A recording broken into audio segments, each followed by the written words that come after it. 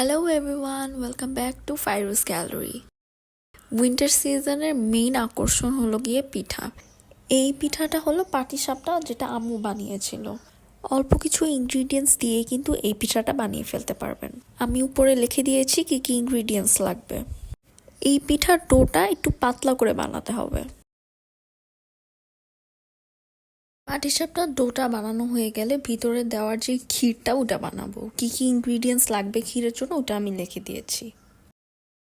ক্ষীরটা জাল দিতে দিতে কনসিস্টেন্সিটা একটু ঠিক হয়ে আসবে, আর তখনই আমাদের ক্ষীরটা হয়ে যাবে। দেন একটা প্যানে অয়েল ব্রাশ করে আমাদের ওই ডোটা দিয়ে দিতে হবে। তারপর এক পাশ হয়ে যাওয়ার পরে আমরা ক্ষীরটা দিয়ে দিব।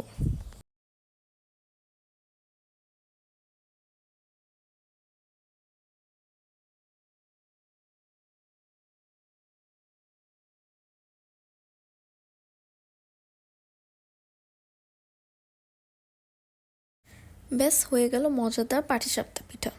Enjoy this quick and easy pita recipe with your friends and family. Bye!